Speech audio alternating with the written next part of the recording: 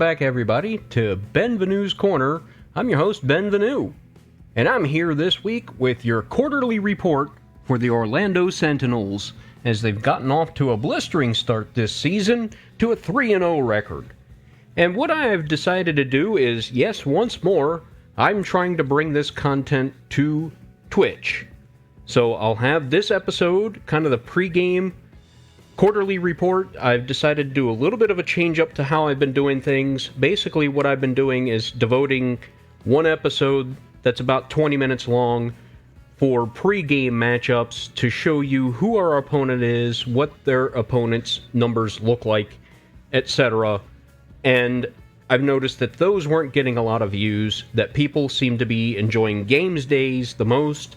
So what I'm going to do is break the thing down into quarterly reports every 4 weeks.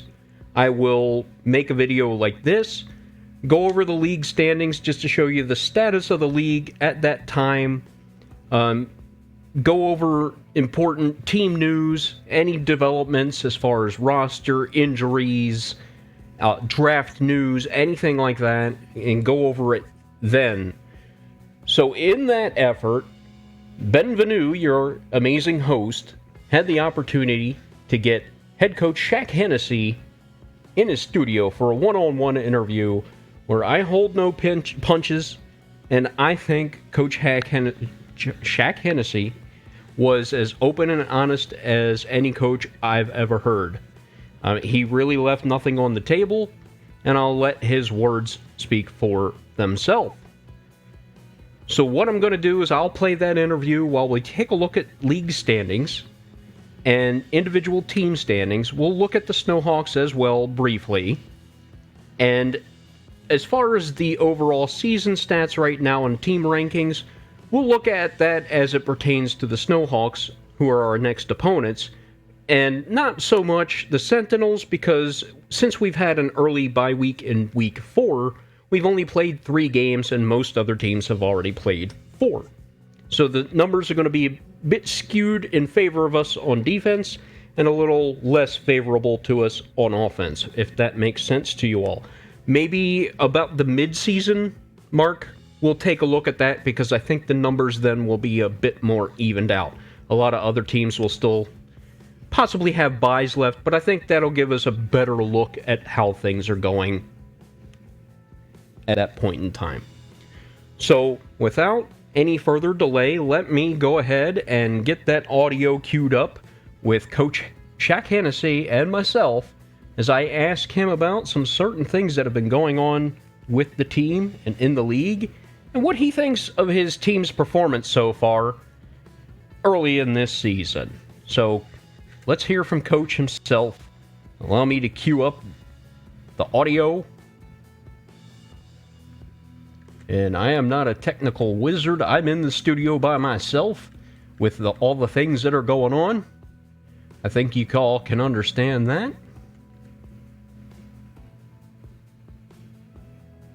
Thank you for that amazing music, Ben Sound.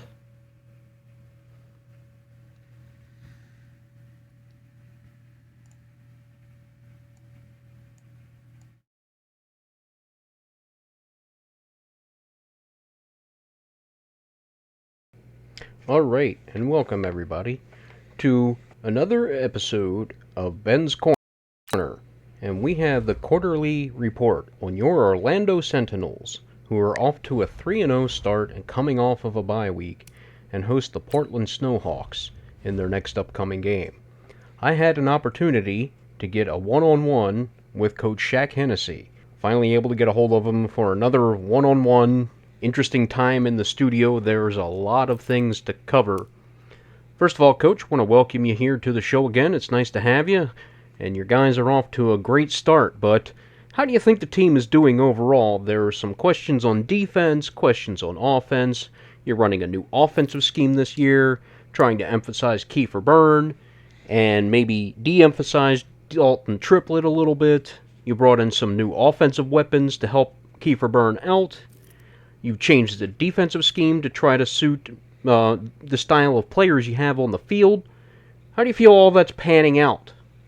Well, Ben, first of all, I want to thank you for having me here. And to address your need, A 3-0 record to start the season is fantastic. I couldn't be more proud of my guys. It hasn't been easy. We had some tough games there, and you can't take any team for granted. But all in all, I'd have to say I'm pretty pleased. I can't argue with 3-0 record. Does that mean we're perfect? Absolutely not. There are things on the field that I'm seeing that I am not happy with, and we're doing our best to correct them. On offense, I think the experiment with Kiefer Byrne and handing the keys to the offense is speaking for itself. We're seeing some explosive plays downfield. He's averaging nearly 280 yards a game in passing, which is by far and away a career high for him. He was averaging right around 200 yards a game in his career so far. His completion percentage is up to 75%. And the only question I have for him is, son, why are you holding on to the ball so long? You got to either get rid of it, take off with it. He has the legs to get it done. We've seen him go on some pretty decent runs, or just throw the ball out of bounds and get rid of it. But don't take those killer sacks. Those sacks really set us back. And it isn't all on him. The offensive line has to help him out a little bit more. They've been doing a great job overall, opening lanes for Dalton Triplett, and for the most part, protecting Kiefer Byrne. But, as I said, you can always get better. As far as the defense goes, there are some issues. I understand that. We're still trying to figure things out. We got a lot of young players and a lot of pieces trying to fit together, and it's my job to try to put them in the best position to succeed. I'm not happy with what I'm seeing from the interior line. Now, last week they stepped it up and shut down the run game very well, but that hasn't always been the case. We've seen some huge runs given up, some 9, 10, 11-yard runs given up on first down, third down, etc. And it's got to stop. We have to find a way with that beefy front line that we have and all the talent that we have. We have some premium grade talent, some first and second round draft picks starting on the defensive line, and they need to get it done. There's just no other way to say it.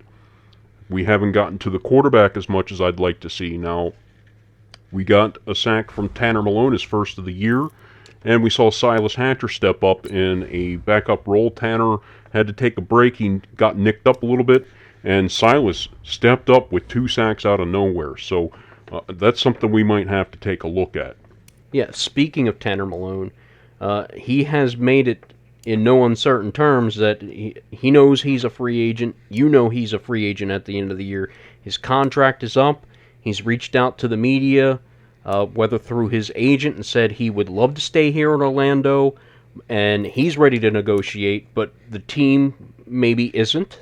Well, Ben, we don't like to do our negotiations during the season. That's something we like to take care of once the season's done. Would I like to keep Tanner Malone here? Of course I would. But the thing is, the deal has to make sense going forward. Tanner Malone is age 27 right now. He's entering towards age 30. He's coming off of the greatest season of his career where he led our team in sacks and was one of the leaders in sacks. Is he that player? I don't want to question him.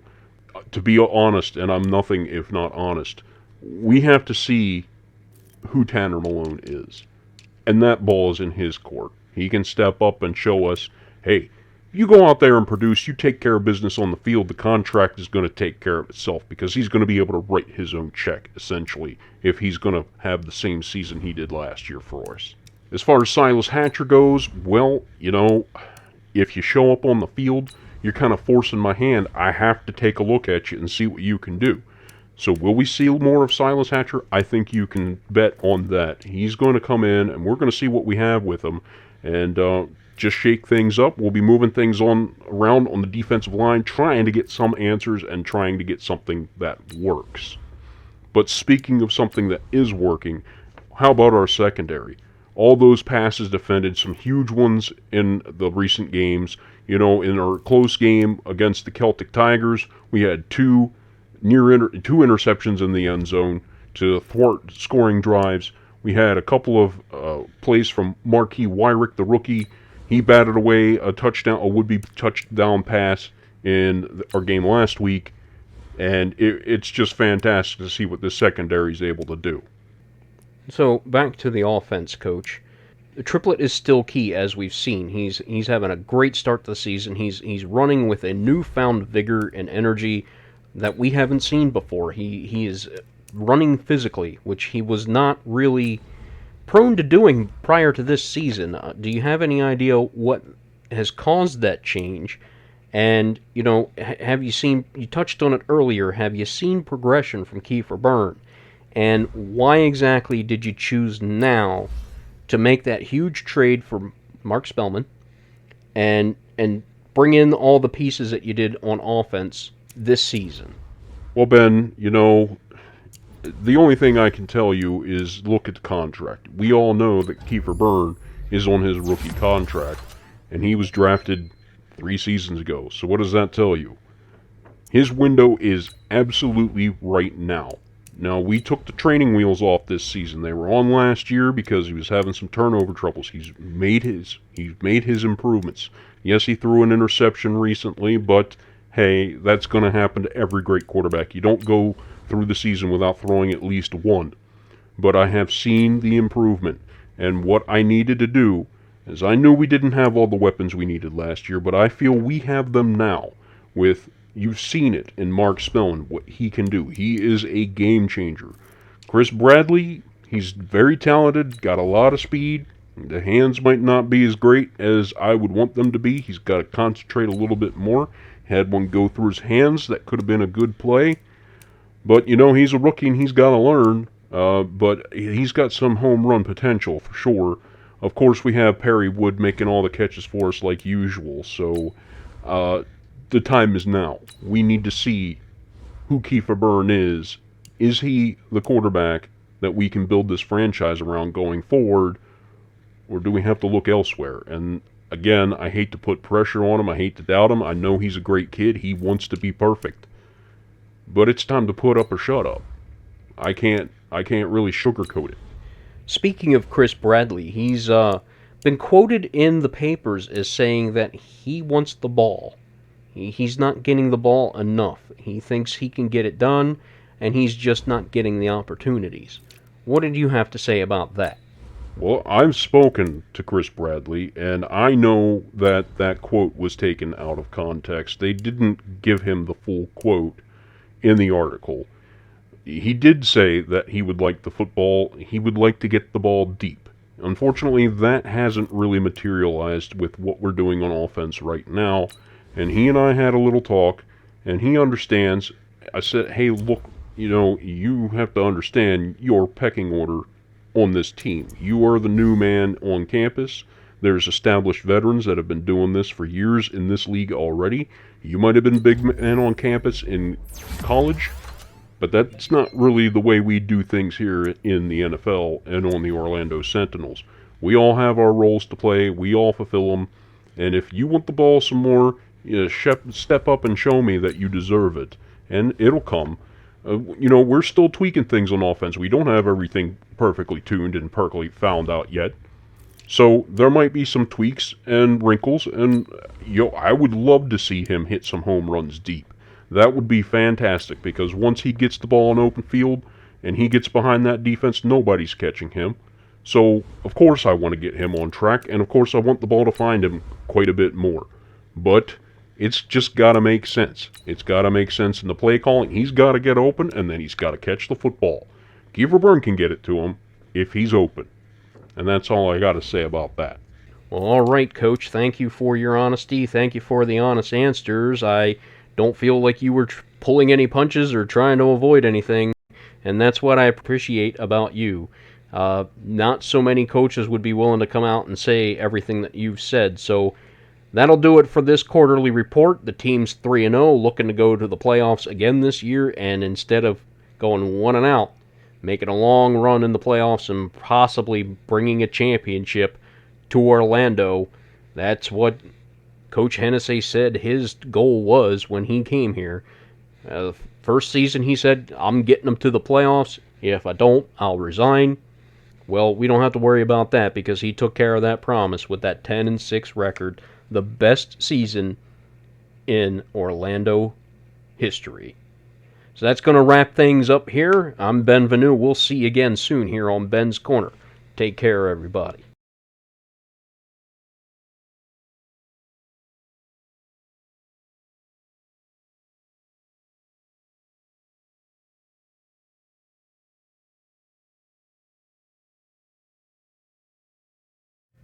So there you have it. Some interesting comments with some things that are happening with this team. Speaking of Tanner Malone, here he is right now. We're taking a look at him because he's a pending free agent, and it's time to see what we have with Tanner Malone. Can he be that franchise edge rusher? And in my opinion, the jury's still out. And I think if you read into what Coach Hennessy was saying, he feels the same way. I mean, you take a look at Tanner Malone's progression, and he just burst onto the scene out of nowhere last season in 2034. This wasn't expected out of him. He was just a player that was already here, and they didn't have anything to replace him with. And this season, with a position change from outside linebacker to rush edge in a 4-3 from a 3-4 last year, so far the results have not been amazing. He's got 1 sack, and we've seen him struggle to get to the quarterback, but he's not the only one. It's not just Tanner Malone that's having that issue. Interestingly enough, Silas Hatcher came in to fill in for a couple of plays where Tanner Malone seemed to have gotten nicked up and was nursing a minor injury, and you can see the results. In very minimal playing time, Silas Hatcher got 2 sacks. And you heard Coach say, hey, when you do things like that, you're forcing my hand. I've got to get you on the field and see if you can give me more. So look for Silas Hatcher to get some opportunities to rush the quarterback and see what he can do. So does that mean Tanner Malone is going to lose some playing time? Well, Coach Hennessy didn't say that specifically, but you'd have to think logically that makes sense. So we're going to have to see how the season plays out from here on out. And here's the rookie, Houston Madsen. You've seen me do a couple of upgrades. There were some players that earned some updates after training, so I'm going to go ahead and do that along with you here so that we can get to their numbers. And I like what I'm seeing from Houston Madsen. I think I'm going to go power rusher because I like to even him out. He's already got some pretty good finesse moves, and his block shedding's okay. So I think I want to go make him some power rushing. And he goes up and overall gets 3 development traits, 1 acceleration, 3 in awareness, and 1 for power moves. Okay, so not terrible. Let's take a look at what he's got now. So the power moves went up 1. The awareness went up 3. And his acceleration is now an 88. Acceleration off the edge, I feel, is pretty crucial. I'm only going through players that have gotten some playing time. Actually, Steve Cleveland has played quite a bit as a backup D tackle. So let's take a look at his numbers. Pretty productive in limited time. He's on some pass rushing situations because Sheldon Bates, the big D tackle, gets subbed out on those situations. And speaking of the D line, here's Vernon Hunt. They were expecting big things out of him this season, and you can see why. If you look at his ratings as a defensive tackle, he should be amazing. And so far, it's not really panning out that way. You can see what he did as a defensive end last season, and so far, as an interior rusher, not having that same success. So we're going to have to see how this plays out as well. The move was made to go from a 4-3 to go from a 3-4 last season to a 3-4 to help in the run game. This team had an amazing pass defense thanks to the secondary and the rush that this team was getting, but it was inconsistent. And it was absolutely horrendous against the run last year. So to even things out, Hennessy thought, the best idea with the talent he's got in the house is to get more beef up front and free up London Bates to do what he does. And you can see Sheldon Bates Actually did get to the quarterback a few times last season, more than I thought. So maybe we have to get him back as a full-time player. Kent Kendall has not seen a lot of time on the field yet, but I think he's pushing his way up the depth chart. We might see him start filling in. And Marcus Cleveland hasn't gotten any playing time. Denario Blanton's been on the field a lot and doing good things. You see his first season with us was last year. Got extensive playing time as a pass coverage linebacker. You can see 10 pass deflections and an interception. Had 3 sacks as well. This year he's got 5 deflections already. Doing a good job at left outside linebacker. He was a second middle linebacker last season. McKnight's been playing on special teams, but not getting numbers as a starter. And here's London Bates, who had an amazing first season. All kinds of awards. You can see why. 164 tackles, 15 for a loss, 4.5 sacks, an interception, 8 passes defended. He's already got a pick 6 this season, 2 passes defended, 1 sack. And this tackle for loss number we're going to have to see go up. That was the whole reason for changing the defense, was for him to step up against the run game. And we're seeing it in small doses. Caver and Baber really haven't been on the field. Baber plays special teams defense. Bernard Jordan and Sean Stewart are splitting time at right outside linebacker, and Jordan had a huge interception in the end zone to save a touchdown. You can see his numbers over the years. Just a solid veteran, and that's why he was brought in, is to push Sean Stewart to see whether he should remain as a starter. And he outperformed him in preseason, so he's got the main number of reps. You see that interception already? He's got a tackle for a loss, and we'll take a look at Stewart, see how he's doing. And you can see, yeah, decreased playing time. And in the secondary, it's been pretty good.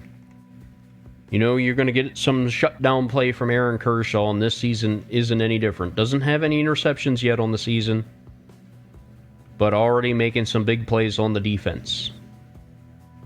You see, last year he had another outstanding season. The tackles were down, but he got his nose behind the line of scrimmage, also sacked the quarterback. 5 interceptions, a career high. Doesn't have any yet. 16 pass deflections. The season is still young, though. Zaire Witherspoon last season got a lot of time as the slot corner. His role has diminished a bit, but you can see he was more of a safety playing at slot corner. He was really instrumental in the run game. He did have 2 interceptions and 10 pass deflections, but he allowed a lot of big plays because he's not the most athletically gifted. He was just a strong, scrappy, physical player. And you see he's still getting some time on the field this year. And the reason why he's not getting on the field as much is because of first-round draft pick Marquis Wyrick, and they're expecting huge things out of him. He was the first overall pick of the team, number 4 in the draft. You see he's responded with 10 tackles, 1 for a loss. Had his hands on a couple of would-be interceptions, but dropped them, and has 5 pass deflections, and he also broke one up in the end zone in a close game against the Celtic Tigers in Week 2 that really saved the lead between him and Bernard Lennon. They really sealed that game for them defensively.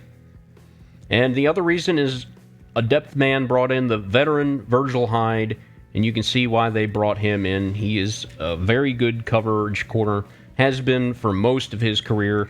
Starting to slow down a little bit at age 34 season, but they brought him in to see if he had something left in the tank in preseason and showed enough that he deserved a roster spot. And you can see his distinguished career. Doesn't have any interceptions for us yet, but does have a pass defended, and he's made some tackles for us as well. Just makes the secondary overall a bit stronger. And then Dalton McCoy and Julius Lamb are a special teams player. LaMarcus Blades, a great free safety, having an outstanding start to his young season already. In back-to-back games, the first 2 games of the season, he had interceptions. And he is on his way to a career high if he keeps up with this pace. He didn't get one last game, but also instrumental in the run game. Both of the safeties for this team play like linebackers against the run. They are not afraid to get their noses dirty in that sense. Lamar Lennox Stevens on special teams, not getting a lot of time. Nate Youngblood playing like a linebacker again. You can see 2 tackles for a loss. You see 127 tackles last season, 15 for a loss, 1.5 sacks, an interception. Not really viable. He's a little bit slower at the safety position, so he can also let up a big play here and there, but overall, an outstanding player. Stringer is the backup. He just fell to us in the draft. I couldn't deny the talent rating that he had. The scouting report just said, yep, go ahead and get him. He should have gone a while ago with those numbers. And I don't think he's seen the field too much. No, he hasn't. Kicking. Wes McGuire had his struggles last season with kicks over 50 yards. So far, in only one test, he is perfect. A 51-yard field goal. A perfect 7 for 7. A perfect 5 for 5, which the extra points have never been a problem for him. And you can see his accuracy ranges, perfect inside the 30, perfect inside the 40, almost perfect inside the 40, inside the 50, and then from the 50, 5 for 16 last year, which was just atrocious. 1 for 1 so far this season. And the punting game, it's Spencer Parsons, who is the miracle man when it comes to getting the ball inside the 20, inside the 10, inside the 5. He was just, something changed for him last season, where he was just the best in the football game at it, and so far this season, doing more of the same. We'll take a look at the kick return numbers. We already saw that with Tyson Kerr. He is the kick returner. So some things that came up. We already heard that possibly Chris Bradley was not happy. He wanted to handle it in-house. He did kind of sugarcoat it and say that Chris Bradley was misquoted, and I read the full quote. I heard it, and he wasn't saying, yeah, give me the football because I'm a spoiled rookie. No, it was more like, yeah, I'd like to get the ball deep because, that's what I did in college. That's sort of what Chris Bradley was saying. The media maybe manipulating the rookie a little bit. I don't want to throw shade on them.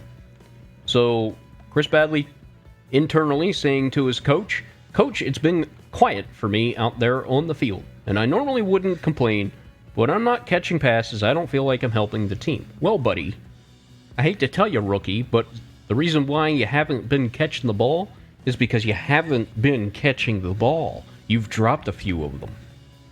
So can you get me more involved with the offense this week? I'm not going to promise him anything. We've made some tweaks to the depth chart, and we're going to see if that frees him up downfield to catch a home run that maybe, has been going to Mark Spellman, the tight end, who seems to be getting wide open down the middle of the field. If Chris Bradley could get that open, he's gone if he catches the football. So I'm not going to make him any promises. I'm not interested in padding your stats. I'm interested in winning games. We have a game plan and that structure in place that leverages the strength of our O-line. Okay? You and I both want the same thing, Coach. I guess we just see the problem differently. Well, you're going to have an attitude adjustment, rookie, because guess what? You're coming into this from college. You've never done this before. And this is the NFL. And this is the Orlando Sentinels. We do things a certain way around here. It's not just about the player, it's about the team.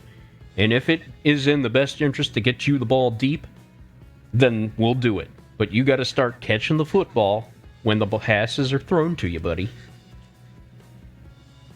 So +5 morale for our entire offense. Chris Bradley is unhappy with how you're using him. How can you incorporate him into your game plan? Well, like I said, we tweak some things.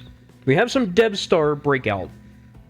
And then our offensive coach is worried about one of their corners. We'll see why. And we heard some contract news. Yep, it is Tanner Malone. He's not the only one, but possibly the only one we're interested in keeping. Virgil Hyde, the veteran, is going to regress a lot more at age 35, so he'll be gone. Jordan was just brought in as a stopgap measure. He'll be age 31. He'll be let go. Silas Hatcher, don't know about him, but age 27, we'll probably be looking to move on from him regardless of how he does. Kerry Kaplan, he's just the veteran backup quarterback we brought in. Sharif Cavers, depth middle linebacker. These rookies, LaMontagne, Baber, we might be interested in keeping them for depth. Kiefer Sanders is a blocking tight end. We can probably find another one in the free agents market. Lee Kemp was brought in as an extra power back, but Niles McKell stepped up in preseason and earned the spot over Lee Kemp. So Lee Kemp probably will not be on this team next year. And Marcus Cleveland isn't getting any playing time right now, so we'll probably say goodbye to him as well. So the only one to really watch out for is Tanner Malone. You heard Coach Hennessy say he doesn't want to address this during the season, so it's going to be an end-of-the-season decision. And Tanner Malone so far hasn't shown a whole lot like he did last year. So, like he said, if Tanner Malone steps up and has a season like he did last year, the contract writes itself. You can see what he's looking for. He's looking for about $20 million over 3 years. That's not terrible, but remember, Tanner Malone is going to be 27. This contract's going to see him get to his age 30 season. Regression will start setting in, and we really need to see how he's going to play going forward in this 4-3. We can't commit to him long-term with big money if he's not going to fit this scheme. So let's see who has dev trait upgrade abilities. I don't know. I did not see this coming. Since I have a lot of rookies, I don't know who they are by appearance because I don't see their faces. So let's see if we can figure out who has a dev trait upgrade potential. And the first player is going to be Houston Madsen. Coach, just a quick note ahead of this week's game. Keep an eye on Madsen, the defensive lineman. I know we lost last week, but he played an incredible game. We didn't lose last week. We had a bye week. I'm not totally sold on him yet, but he has a repeat performance against the Snowhawks this week. He might turn out to be a very, very special player. Well, this has a very good chance of happening, and we'll see why when we take a look at the Snowhawks. Hold the Snowhawks to less than 75 yards rushing. Excuse me, I have the hiccups. And 1 rushing touchdown, or get Houston Madsen 2 interceptions, or forced fumbles, or tackles for loss, or sacks. So that's a pretty big order. I'm not sure how likely that is, given what the Snowhawks can do. So I'm just writing down these things so I can understand during the game.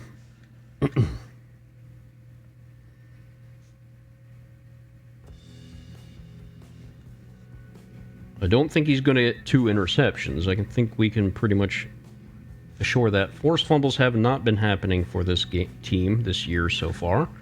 The tackles for loss and sacks might be possible, though, so we'll have to take a look at that. And then we have another breakout player. Let's see who this might be. How do you feel about Dalton Triplett's last game? Oh boy, it was a great one. That guy has a serious nose for the end zone. Sure does. I never thought of him as a franchise back, really. But you know what? Let's see what he can do against Portland. If we give him the opportunity, I bet he'll surprise us. Well, this is going to be a tall order against this team, and again, you'll see why, because we're going to take a look at this team. So get Dalton Triplett. 3 touchdowns, running and receiving, or 150 yards combo. That is pretty possible because we use him in the running and passing game. If he can get the ground game going, they also find him out of the backfield as a receiver quite often, and he's got good hands. So that 150 yards is not impossible. So both of these players have an opportunity to get this done. It's going to be a matter of how things play out. And then we're going to look at what our OC wants to tell us. Coach, we need to think about prioritizing the run this week because Braden Schofield is going to be shadowing our receivers all game. There might not be a better man-to-man corner in football. His ability to break on the ball is ridiculous. And there's a good chance he makes us pay for throwing his way. How do you want to handle him? Well, I do this the same way all the time. We're not going to ignore him, because that would be silly. A guy that good, you don't ignore. I'm not going to say that we're going to totally shut him down either, because our offense, is still trying to find its way. So we're going to try to slow him down. Yeah, Schofield poses a big problem, but I think we'll be fine as long as we play smart, balanced football. No silly throws, no panicky decisions, no turnovers. Don't let them intimidate us.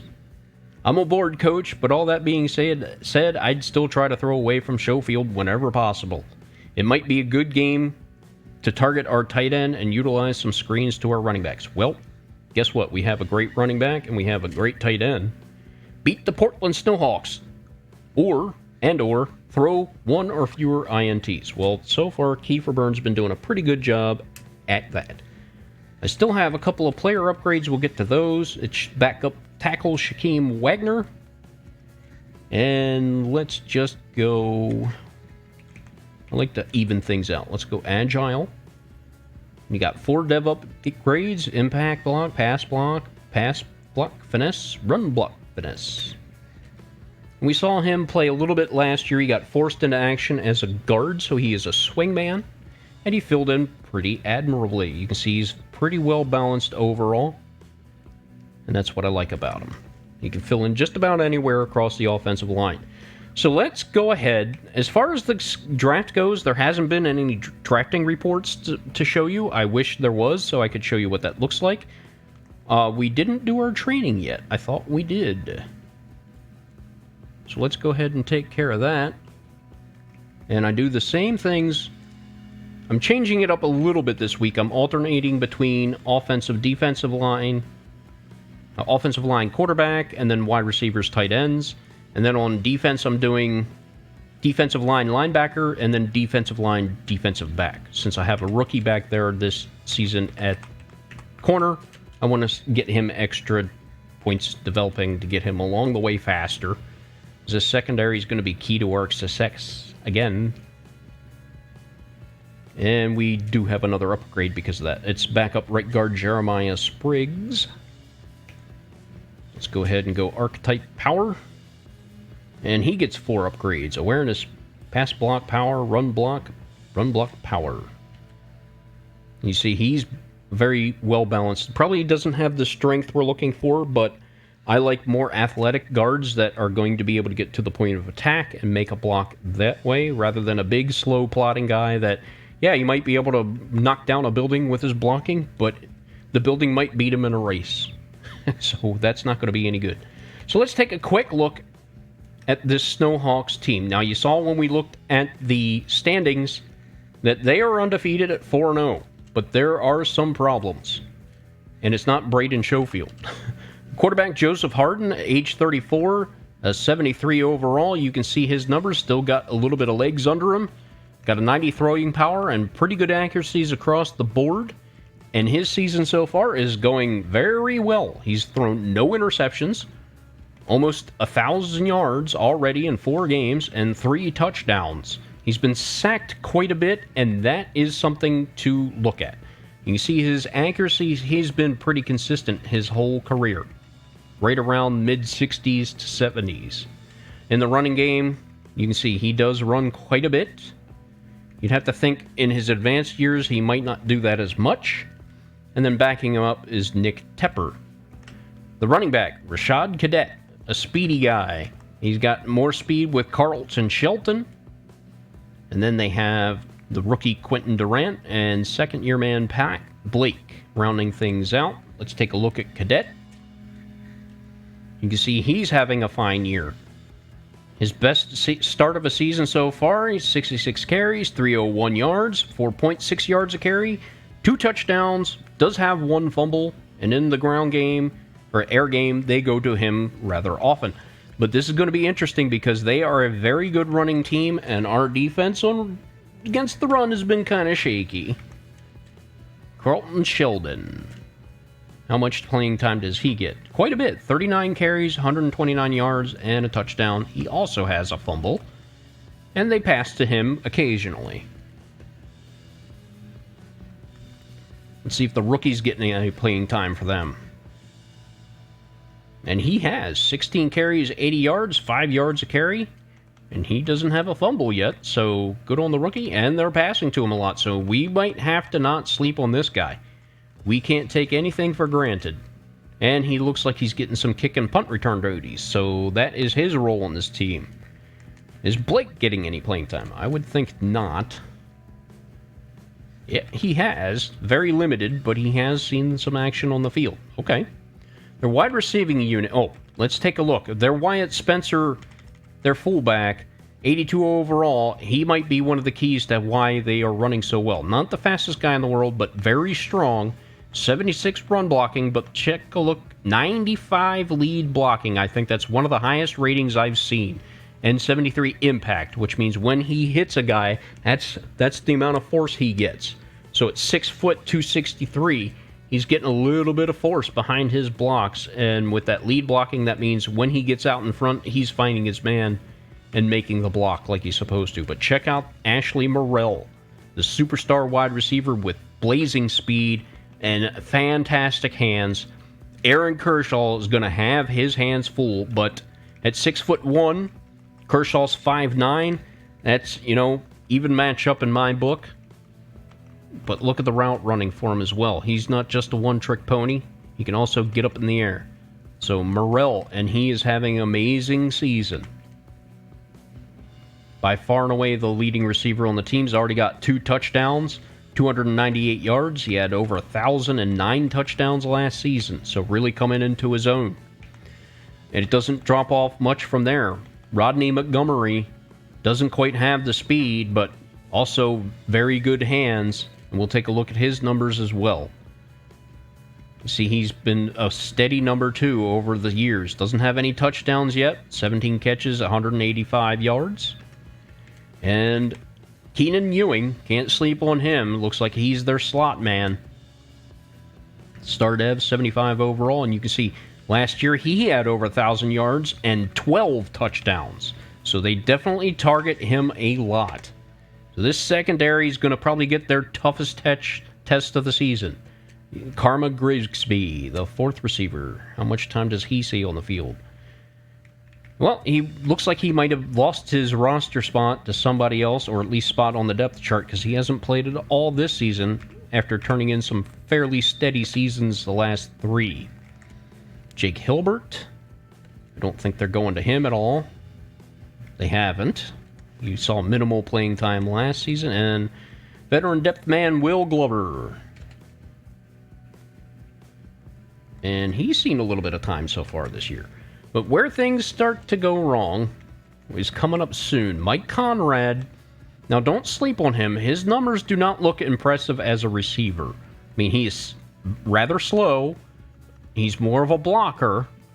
Not great hands, but definitely a force in the blocking game. You see 83 run blocking, 73 pass block is great for a tight end, really. You see his finesse numbers, his impact, lead blocking.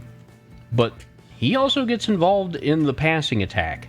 So you can't just ignore him and not game plan thinking they're just not going to use him. He's already got 10 catches for 102 yards.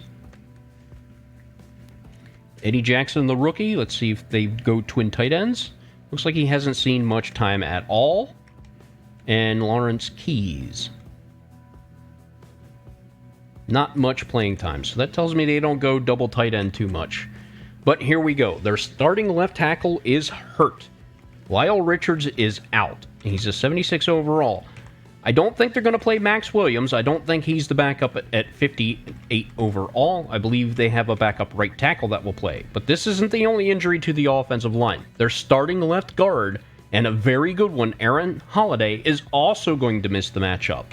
So that means the duties are going to fall to Dave Blackshear, who's a 64 overall. And this team has been letting up a lot of sacks, and it might be because of those 2 injuries right there. Starting center, Matthew Floyd, solid veteran. Right guard is a great one. Josh McNally, the steady veteran, and you have to think Spencer Good is starting the opposite guard right now. At 74 overall, that seems to make sense to me. Not the most athletically gifted guards, but they get their hands on you, they're taking you out of the play. Not much on the run blocking. Both guys more of a pass blocker. At right tackle, it's Justin Markham, and he's been giving up a lot of sacks this season. The backup is Donnell Macklin, and I believe he's going to be the backup left tackle. I'm not sure how they're going to do the depth chart. We'll take a look at that perhaps just to find out who we're going against. At defensive end, it's Titus Franklin and Kalen Church. My apologies. Both power rushers, very good power rushers, and strong tacklers. At right end, it's the veteran Jeremiah Perriman. We saw him a lot last season. They got Ty McQueen as the backup, and Kevin Caldwell is the third-string rookie. He's also a power rusher.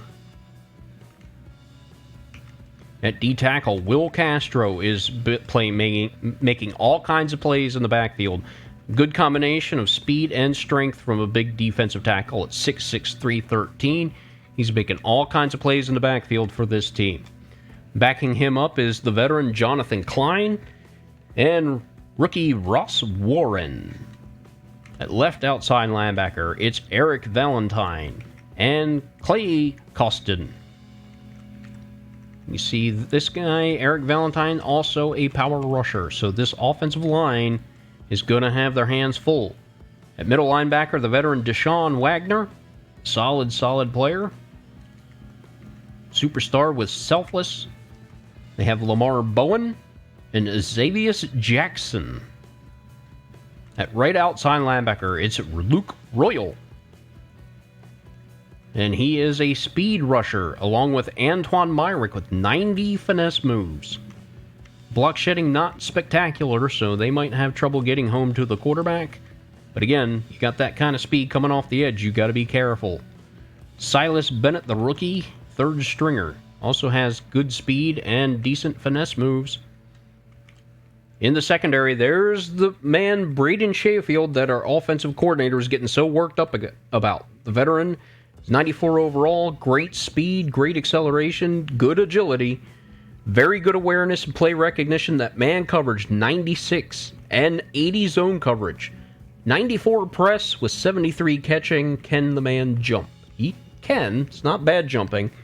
So whoever's matched up against with him, it's going to be, do we test him with speed with Chris Bradley, or do we put the big man Perry Wood on him and just abuse him all game? That's a big question. Third year man, Sheldon Broyles is not much of a slouch either at 82 overall, 91, 94, 87 agility, good strength, decent awareness, good play recognition, and he's also pretty well balanced between man and zone coverage. Not as good against the press. Both of these corners can tackle, and his jumping isn't too bad. It drops off a bit from there. We have DeMarco Kinney, who has some speed, but not good zone coverage or press. Is a man corner, probably plays the slot, and doesn't really jump well or tackle well at all. Javonte Bishop, the depth man. See his numbers, and Chance Howell, the rookie. At safety, it's Kerry Spencer and Kyrie Malone. Not the fastest guys in the world, but very good zone coverage for Kyrie and decent for Kyrie Malone, the man coverage skills. Not great tackling.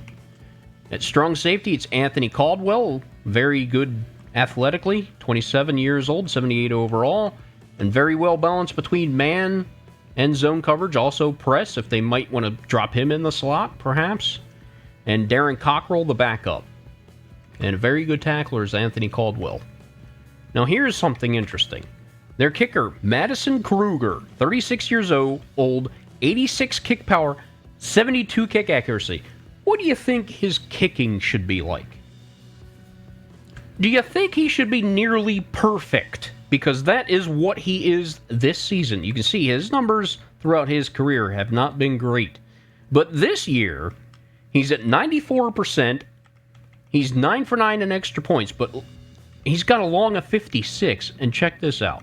Okay, so you'd expect him to make the chip shots, but no, he's missed one from inside 30. Inside the 40, he's been perfect. Inside the 50, he's been perfect. And 50 or more, he's been perfect. Wes McGuire can't buy a field goal from that range, most likely. With his 96 power and 84 accuracy, here's a guy with 86 power and 72 accuracy making these kind of field goals. So I'm going to have to think this guy's going to have a pretty horrible game against us. They're going to have to make some short field goals unless there's like an 80-mile-per-hour wind following them. Marcus Nava, the punter, has got a real strong leg and good accuracy, so he should help in the field position game. So that's a look at the Portland Snowhawks. They're also undefeated, so it's a battle of two undefeated teams. Whose O has got to go? This is probably going to be one of the most challenging tests for this team because the teams are equally matched. They've got great talent on both sides of the football game. What it might come down to are those injuries on that offensive line for the Snowhawks. And I want to see how they're lining this up right now. You see Harding is a starting quarterback. Kind of figured that. Fullback, wide receiver, tight ends, pretty all self-explanatory. Yeah, they're starting... Oh, Justin Markham is starting at left tackle. Okay. And he's been giving up quite a few sacks, so not quite as good at right tackle. You can see his pass blocking is 74, run blocking 82, so more skilled for a right tackle prototype. And Max Williams is the backup. At left guard, they're starting McNally, the right guard. Okay. At center, it's Matthew Floyd. He's not hurt, so that makes sense. The backup Spencer Good is starting at right guard now. That makes sense. And the backup right tackle, Donnell Macklin, is starting at right tackle now. So still, this is not a very strong unit as it could be. And this could be just what the doctor ordered for this Sentinels defense and pass rush to get home, get to the quarterback, maybe cause some fumbles because they haven't done so far this season. After being one of the best teams in the league at causing turnovers, interceptions, and fumbles. So that's going to do it for this episode. Next episode, we're going to go ahead and get to the football game. I'm going to try it again, streaming, see what the quality looks like, test it one more time to see if I can bring the Madden content to my Twitch channel. And I will also post it to YouTube at the same time, so regardless of how you're following me, you'll be able to get the content, hopefully, if this works on Twitch one more time. So we're going to say goodbye for now. What do you think of the things going on? What do you think about how Coach Shaq Hennessy handled the Chris Bradley situation? You got a young rookie who was a breakout star with his speed, deep threat. This year he's been used as a slot and underneath man so far. Has had trouble holding on to the football, but he's saying, I want the ball. And you got to realize, hey, there's Perry Wood on this team who was outstanding last year. We got an amazing talent in Mark Spellman. There's not enough footballs to go to everybody. So did Coach Hennessy kind of put him in check and get his head wrapped around him right? Or you think this is going to be a problem child going forward? What do you think of what he's done with the offense defense? What do you think about the Tanner Malone situation? Pending free agent, he wants big money. The Sentinels are kind of like, I need to see more. I think that's the right approach. It would be a mistake to overpay for a guy that's going to underperform for the rest of a big contract. So he's going to have to put up or shut up. It's pretty much what it is. All right, we'll see you soon. I'm going to be putting this football game up a little bit later. I'm going to take a break, let my voice rest some, and we'll have more content coming to you on Twitch and and YouTube. Can you tell I've been speaking for a while? It doesn't seem like it sometimes, but I'm having fun. Hope you guys are enjoying the content. We'll see you later on Ben's Corner. You all have a great weekend. Hope you're doing well. Take care, everybody, and thanks for all the love and support I've been getting here. It feels great. I'm glad people are enjoying some of the stuff I'm bringing to you. Hope you find some humor in this and some enjoyment. Be well.